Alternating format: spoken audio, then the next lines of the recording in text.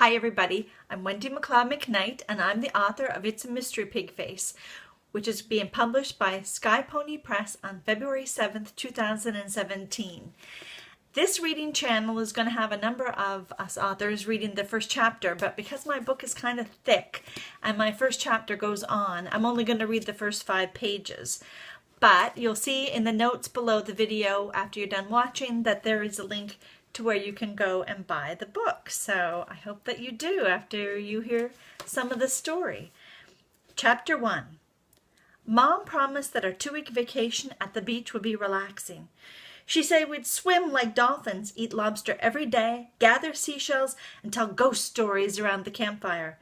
And maybe all that would have happened, except Mom forgot the one important detail that derailed everything. She forgot we were bringing my annoying little brother Lester, aka Pigface. Lester being annoying was a problem, but it wasn't the biggest problem. It turns out Pigface is allergic to the seashore. In my opinion, we should have discovered this fact before we took him to the beach for 2 weeks. It's not like my parents didn't know Lester had allergies. But in the excitement of planning the trip, they forgot how nervous he gets in new places and situations and how that makes his allergies worse. The fact that he broke out in hives when he packed his suitcase should have been their first clue. Old Orchard Beach was a pig-faced disaster. The salty air bothered his asthma. The seaweed made him itch. Looking at the ocean made him feel woozy. And sitting around a campfire at night made him worry that the sparks would set his clothes on fire. So no, we didn't do any of the fun stuff Mom promised. And that was bad, but not horrible. What ruined my vacation was that Lester decided the only way he'd survive was to stick to me like glue for 14 long days. There was no place to hide. I'd wake up every morning to his saucer-like eyes staring at me, and then he'd ask if I was awake and if I wanted to play cards. Or he'd hear me in the bathroom, and he'd stand outside the door reading from his favorite book, How Stuff Works. Like anyone cares how engines work. Sometimes I'd be so desperate for a pig-faced break, I'd sneak out to hang out with the other kids whose parents were also renting cottages at Old Orchard Beach. But no matter where I went, Pigface would always find me. He'd magically appear, carrying a book he'd found in the cottage, Eastern Coastal Birds, in one hand, juggling his inhaler and a fly swatter in the other, and pretend to be surprised that he'd run into me. At night, thanks to Mom and Dad's horrible idea to rent a cottage without a TV, we played games, and every night Pigface beat me. He'd cackle as he did a fancy Chinese checker jump, then refused to give me back my marbles, announcing they were now his hostages. When we played Scrabble, he'd come up with bizarre but real words that no 9-year-old boy should know. Who knew pneumatic was even a word? Pigface. But the worst thing? Listening to the non-stop nose-blowing. It turns out that when you're allergic to the seashore, and that's where you go for 2 weeks, there's going to be a lot of mucus. Pigface was a mucus-making machine.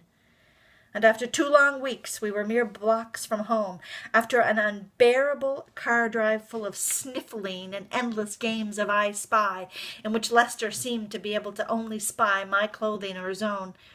I looked down at my new T-shirt, the one with Visit Old Orchard Beach, Maine, written across the front in big old-fashioned letters.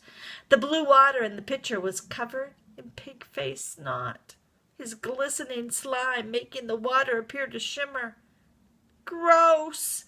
Pig-face! I can't help it, he whined. It's my allergies. It's not my fault. I glared at my skinny, freckle-faced traveling companion and noticed that not one drop of the sneeze had landed on him. Figures. Sneeze on yourself next time. Look at me, I'm covered in pig-face goo. Lester grinned, which only made me more annoyed.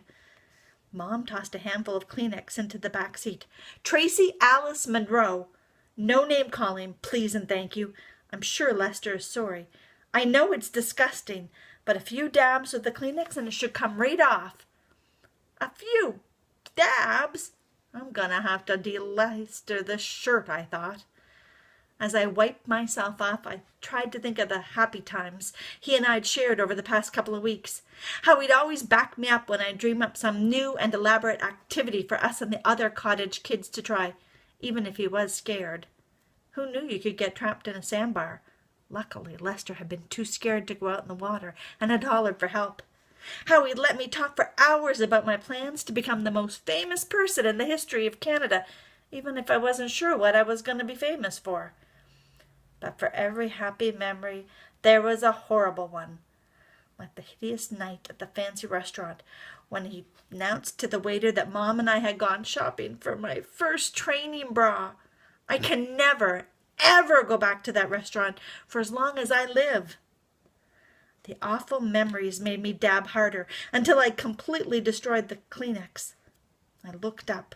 Pigface was trying not to laugh at my goo removal techniques, but he wasn't doing a very good job, making strange rat-tat-tat-tat sounds like a strangled woodpecker.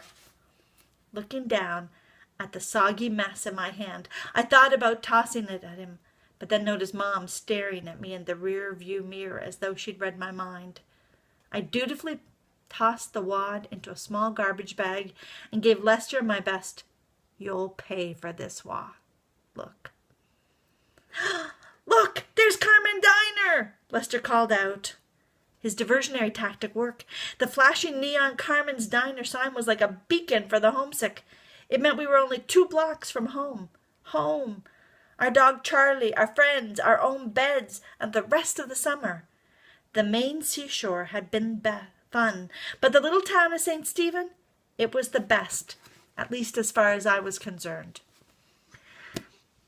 So I hope that this kind of intrigues you a little bit and you maybe want to read more about It's a Mystery Pigface and about the characters Tracy, Lester, aka Pigface, and her best friend Ralph, who's going to grow up to be a Michelin star chef, and all about their summer adventures and the scrapes that they get into. So thanks very much, and we'll see you soon. Bye-bye.